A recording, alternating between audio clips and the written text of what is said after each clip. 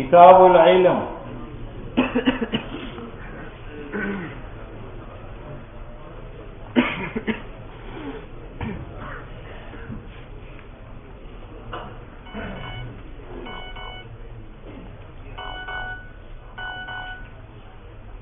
السلام علیکم.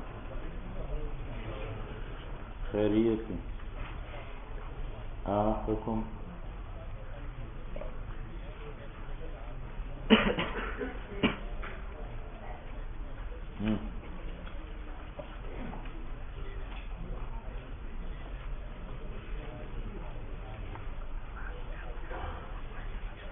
اچھا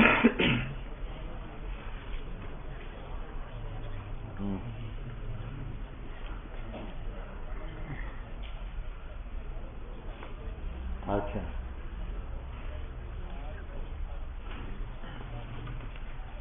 اچھا اچھا. اور رات 11 بجے آئے تھے میرے گھر. ہو ہی نہیں جانا چاہیے. وہ قاری صاحب کو پتہ ہے کہ وہ کیوں وہاں گئے تھے. وہ انہوں نے بلایا تھا اور پیچھے ڈنڈا دیا تھا، لیکن ہمیں اس کی ذکر کرنے کی ضرورت نہیں ہے. بس ان کی جانے سے نقصان نہیں ہے، آنے سے فائدہ نہیں ہے. صرف یہ فائدہ ہے کہ یہ جو موجودہ علماء ہیں نا، وہ ہمیں کہتے تھے کہ ناراض ساتھی، ٹھیک ہے، بس ان کا منہ بند ہو جائے گا. تو قاری صاحب کو کہو زور کی نماز وہاں جائے مسجد میں پڑھیں. میں ہوں. ایک بات ہے،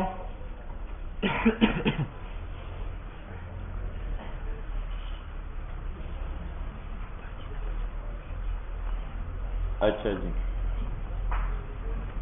کتاب العلم.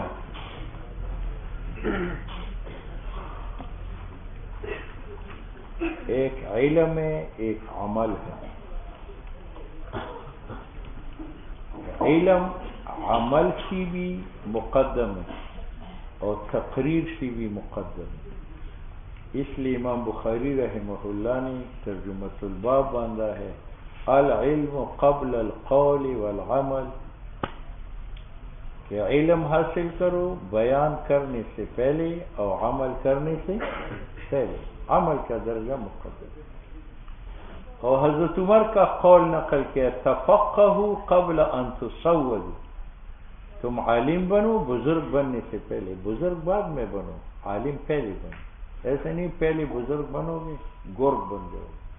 ٹھیک ہے، تو اس نے کہا تفقہوا قبل ان تسودوا، تم عالم بنو قبل اس سے کہ آپ کو بزرگ اور سردار بنایا جائے. تو علم کا درجہ بیان سے بھی مقدم ہے، تقریر سے، اور علم کا درجہ عمل سے بھی مقدم ہے. ٹھیک ہے، عمل زراعت کا تب کرو گے کہ معرفت زراعت کا تو کرو، عمل صنعت کا تو تب کرو گے کہ معرفت صنعت کا کرو. عمل نکاح کا تو بعد میں ہے، پھر علم بھی نکاح چاہیے. ٹھیک ہے، تو علم جو ہے وہ قول سے بھی مقدم ہے اور عمل سے بھی مقدم ہے اور بزرگی سے بھی مقدم ہے.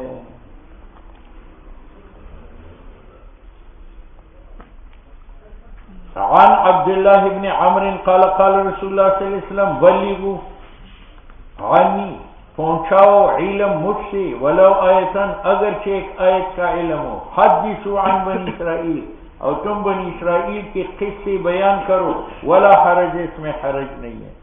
پہلے گزر چکا تھا کہ حضرت عمر نے تورات پڑھنا شروع کیا، حضور ناراض ہو گئے.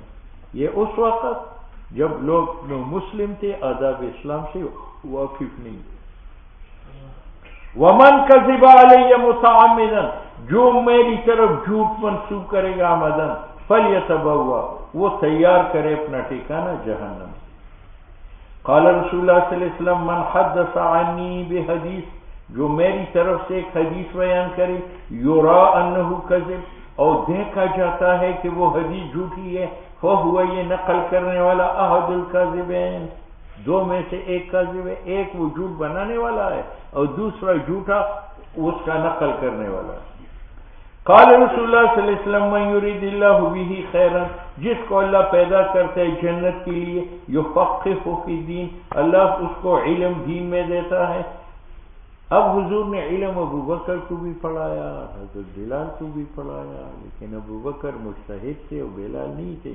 حضور نے فرمایا یہ میری جانبداری نہیں ہے، میں تو علم برابر تقسیم کرتا ہوں، دل میں اتارنا اور دینا یہ اللہ کا کام ہے۔ انما انا قاسم، میں علم تقسیم کرتا ہوں، واللہ یوتی۔ قال رسول اللہ صلی اللہ علیہ وسلم الناس معادن کمعادن الذهب والفضہ، لوگ کان ہے جیسے سونے اور چاندی کے کان۔ کیا معنی؟ اس کا ایک معنی یہ ہے کہ پہاڑوں میں سونے اور چاندی کے کان ہوتے ہیں، اس سونے اور چاندی کا مالک کوئی بھی نہیں ہوتا، جس نے محنت کی، کھدائی کی اور اس کا ہاتھ پہنچا تو وہ۔ تو یہ علم جو ہے یہ بھی سونے اور چاندی کا کان ہے، یہ سب زیادہ کو نہیں ملے گا، پیر زیادہ کو نہیں ملے گا، مفتی زیادہ کو نہیں ملے گا، جو اس کے لیے محنت کرے گا وہ اس کو پالے گا۔ تو جس طرح معادن الذهب والفضہ پر کسی کی ٹھیکیداری نہیں ہے، جو محنت کرے گا اس کو ملتا ہے، تو اسی طرح علم پر کسی خاندان اور کسی آدمی کا ٹھیکہ نہیں ہے جو محنت کرے۔ ایک دوسرا یہ کہ الناس معادن کمعادن الذهب والفضہ، جس طرح پہاڑوں کے پیٹ میں سونا اور چاندی ہے لیکن اس تک پہنچنے کے لیے کھدائی کرنی پڑتی ہے، اسی طرح ہر طالب علم میں کے ذہن میں استعداد علم کا ہے، مدرس کا کام ہے کہ اس کی کھدائی کرے اور اس سے پردے ہٹائے تو وہ علم چمک اٹھے گا۔ علم تو اس کا معنی یہ ہے کہ جس طرح سونے اور چاندی نکالنے کے لیے کھدائی کی محنت کرنی پڑتی ہے، اس طرح طالب علم کا خفیہ استعداد نکالنے کے لیے مدرس کو کھدائی کی محنت کرنی پڑے گی کہ ان کو سمجھائے، محنت سے سمجھائے، صاحب ملکہ بنائے۔ خیارہم فی الجاہلیہ خیارہم فی الاسلام، جو آدمی سردار ہو زمانے جاہلیت میں وہ سردار ہوگا اسلام میں، لیکن شرط ہے اذا فقہوا، جبکہ وہ فقیہ بنے، وہ عالم بنے۔ قال رسول اللہ صلی اللہ علیہ وسلم لا حسد الا فی اثنین، حسد جائز نہیں ہے مگر دو آدمیوں کے ساتھ، ایک وہ آدمی جس کو اللہ نے مال دیا ہو، فسلطہ، پھر اللہ نے اس کو مقرر کیا ہو علی حلقہ، اس مال کے خرچ کرنے پر فی الحق دین میں، اس کے ساتھ حسد کرو۔ اور ایک آدمی جس کو اللہ نے علم دیا ہو وہ اس پر فتوے دیتے ہیں، وَيُعَلِّمُهَا، اور درس کرتا ہے، اس پر حسد کرو۔ ایک حسد ہے، ایک غبطہ ہے۔ حسد یہ ہے کہ میں یہ تمنا کروں کہ اللہ نے آپ کو جو علم اور مال دیا ہے یہ آپ سے چینے اور مجھے دے، یہ حرام ہے۔ اور ایک غبطہ ہے کہ میں یہ کہوں اللہ نے آپ کو جو مال دیا ہے یہ اللہ آپ کو نصیب کرے اور اس جیسے نیک مال مجھے بھی، آپ کو جو اللہ نے علم دیا ہے میں کہوں اللہ وہ آپ کو نصیب کرے اور اس جیسے مجھے بھی، تو حسد حرام ہے اور غبطہ۔ اب یہاں پر اعتراض ہے کہ ان دو آدمیوں کے ساتھ حسد جائز ہے، لا حسد الا فی، حالانکہ حسد ان کے ساتھ ناجائز ہے، اس لیے قاری نے کہا کہ حسد سے مراد غبطہ ہے، یعنی غبطہ نہ کرو مگر دو آدمیوں کے ساتھ ہے، ایک وہ آدمی جس کو اللہ نے مال دیا ہو فسلطہ، پھر اللہ نے اس کو مقرر کیا ہو اعلی حلقہ کی اس مال خرچ کرنے پر فی الحق، تو آپ غبطہ کری کہ اللہ اس کا مال اس کو نصیب کرے، مجھے بھی مال دے تاکہ سخاوت کرو، اور اس آدمی کے ساتھ غبطہ کرو جس کو اللہ نے علم دیا ہو، وہ اسی علم کے مطابق فتوے دیتا ہے، وَيُعَلِّمُهَا، اور درس و تدریس کرتا ہے، اس سے غبطہ کرو کہ اللہ اس کا علم اس کو نصیب کرے اور اس جیسا علم اللہ مجھے بھی۔ ایک توجیہ کہ حسد سے مراد غبطہ ہے، دوسرا یہ کہ حسد سے مراد حسد ہے، لیکن حدیث کا معنی یہ کہ اگر حسد جائز ہوتا تو ان دو آدمیوں کے ساتھ جائز ہوتا، کیونکہ سخاوت والا مال اور تدریس والا علم بہت اعلیٰ چیز ہے، مگر ان دو کے ساتھ بھی جائز نہیں ہے تو کسی کے ساتھ جائز.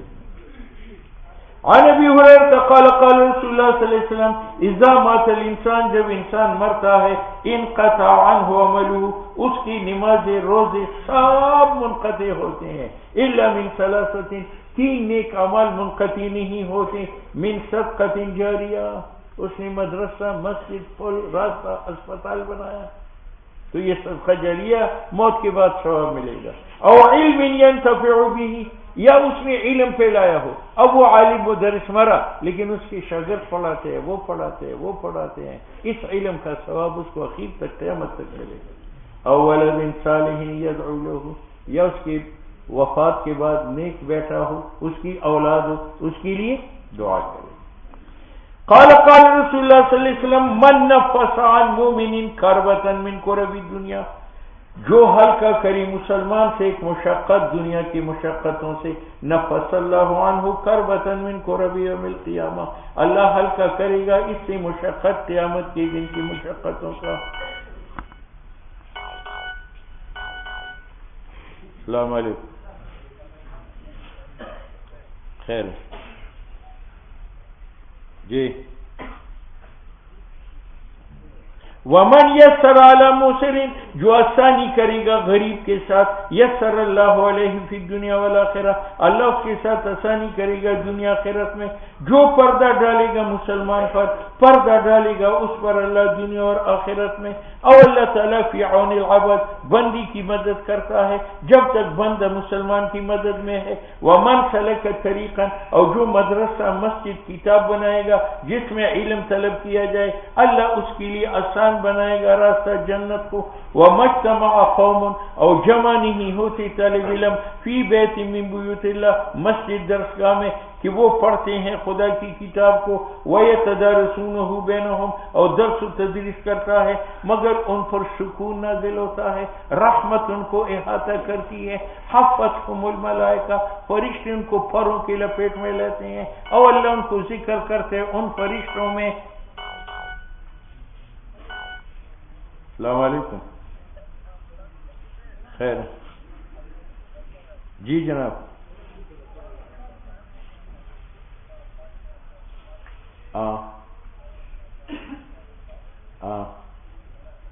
آہو آجی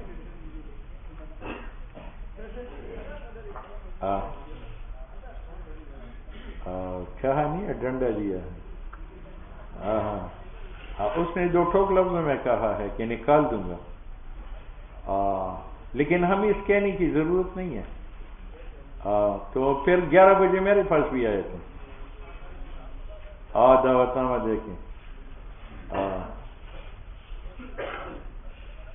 ہاں میں چلوں گا. وہ کہتے ہیں خصوصی خطاب تمہارا ہے.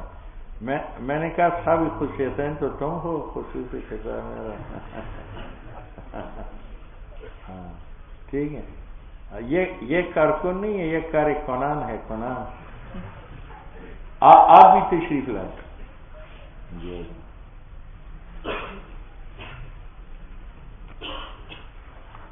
ومن بطأ به عملہ، جس کو پیچھے کری جہنم سے اس کے اعمال، یعنی اعمال کم ہے، لم یسرا به نسبہ، اس کی سبزت اس کو جنت میں نہیں لے جا سکے گی. نسب درکار نہیں ہے، علم درکار ہے.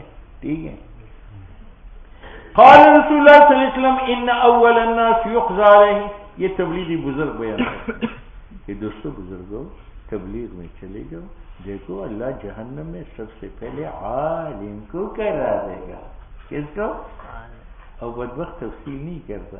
وہ عالم جو شہرت کے لیے علم حاصل کرتا ہے اور جو اشاعت دین کے لیے کرتا ہے، اس کا یہ درجہ ہے.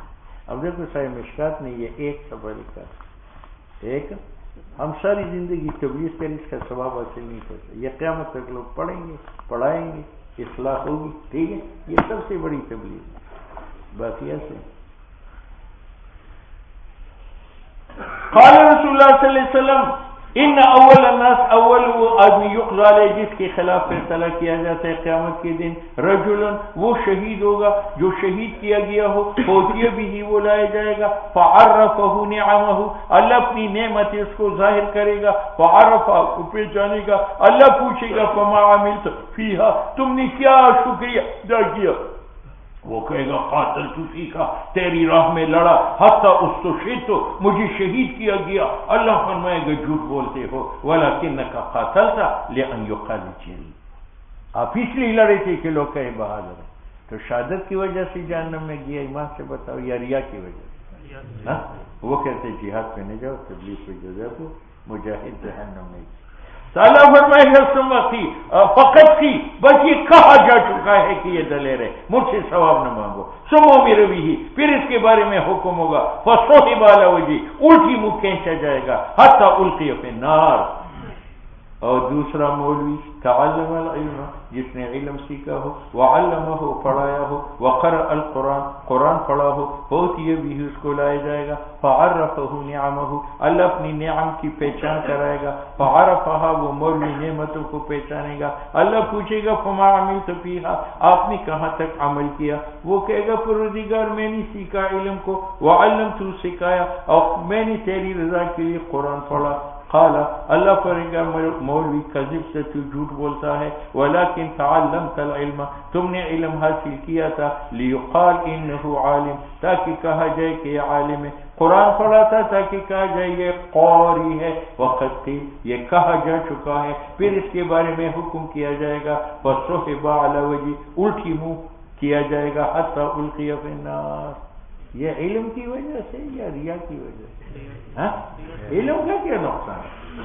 وَرَجُلٌ وَسَعَ اللَّهُ عَلَيْهِ اور پھر وہ آدمی جہنم میں ڈالے جائے گا جس کو اللہ نے مال دیا ہو، وَآتَاهُ مِنَ أَصْنَافِ الْمَالِ کلی اور ہر قسم کا مال دیا ہو، فوتیہ بھی بولایا جائے گا، فعرفہ نعمہ فعرفہا قال اللہ پوچھے گا فما عملت فیہا قال ما ترکت میں نے نہیں چھوڑا ایک راستہ کہ آپ پسند کرتے تھے اس میں خرچ کیا جائے مگر میں نے اس میں مال خرچ کیا، قال اللہ فرمائے گا کہ یہ امیر صاحب جھوٹ بولتا ہے، ولکنک فعلت آپ نے سخاوت کے لیے، قال ہوا جواز تاکہ کہا جائے یہ سخی ہے، وقت قیلا یہ کہا جا چکا ہے، پھر اس کے بارے میں حکم کیا جائے گا، فصحب به علی وجہی اس کو اٹھا کیا جائے گا منہ پر، ثم القی فی النار۔ یہ سخاوت کی وجہ سے یا ریاکاری کی وجہ سے؟